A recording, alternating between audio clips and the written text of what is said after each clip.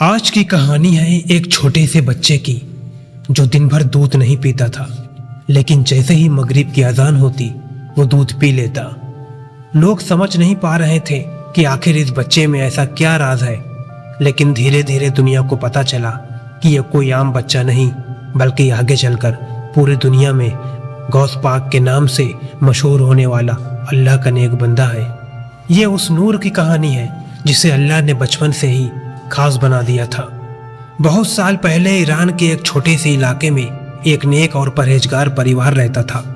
اس گھر میں ہر وقت قرآن کی تلاوت ہوتی، اللہ کا ذکر ہوتا اور غریبوں کی مدد کی جاتی تھی۔ اور اسی گھر میں ایک بچے نے جنم لیا جس کا نام رکھا گیا عبد القادر جیلانی۔ لیکن اس وقت کسی کو یہ نہیں پتا تھا کہ یہی بچہ آگے چل کر پوری دنیا میں حضرت غوث اعظم رحمۃ اللہ علیہ کے نام سے مشہور ہوگا۔ ان کی والدہ بہت نیک اور اللہ والی عورت تھی۔ وہ ہمیشہ اپنے بیٹے کو دیکھ کر دعا کرتی تھی کہ یا اللہ میرے بیٹے کو اپنے نیک بندوں میں شامل فرما۔ اور پھر رمضان کا مہینہ آیا۔ اس وقت حضرت غوث پاک بہت چھوٹے تھے، اتنے چھوٹے کہ ٹھیک سے بول بھی نہیں پاتے تھے۔ لیکن تبھی ایک عجیب سی بات شروع ہوئی۔ ان کی والدہ نے دیکھا کہ دن بھر بچہ دودھ نہیں پیتا تھا۔ پہلے تو انہیں لگا کہ شاید بچہ بیمار ہے۔ انہوں نے کئی بار دودھ پلانے کی کوشش کی لیکن بچہ منہ پھیر لیتا۔ ماں پریشان ہو گئی۔ پورا دن گزر گیا لیکن بچے نے دودھ کی ایک بوند تک بھی نہیں پی۔ پھر جیسے ہی مغرب کی اذان ہوئی اچانک بچہ رونے لگا اور دودھ پینے لگا۔ والدہ حیران ہو گئی۔ انہوں نے سوچا کہ شاید یہ اتفاق ہوگا، لیکن اگلے دن بھی وہی ہوا۔ پورا دن بچہ دودھ نہیں پیتا اور مغرب کے بعد ہی دودھ پیتا۔ اب ان کی ماں کی آنکھوں میں حیرانی تھی۔ انہوں نے یہ بات اپنے شوہر کو بتائی۔ گھر والے بھی سوچ میں پڑ گئے کہ آخر ایک چھوٹا سا بچہ رمضان کے روزے کا احترام کیسے کر سکتا ہے۔ دھیرے دھیرے یہ بات پورے علاقے میں پھیل گئی۔ لوگ دور دور سے اس بچے کو دیکھنے آنے لگے۔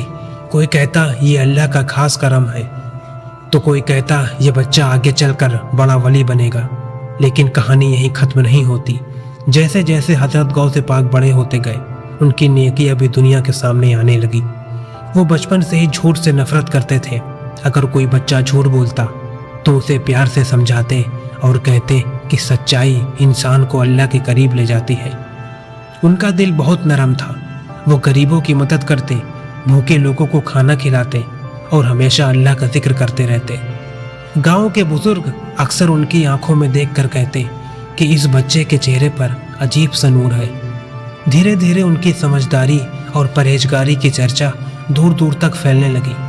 لوگ اپنے بچوں کو ان کی مثال دینے لگے، لیکن کسی کو یہ نہیں پتا تھا کہ آنے والے دنوں میں یہ ایک نیک بچہ ایک ایسے سفر پر نکلنے والا ہے جو اس کی زندگی ہی نہیں بلکہ لاکھوں لوگوں کی تقدیر بدل دے گا۔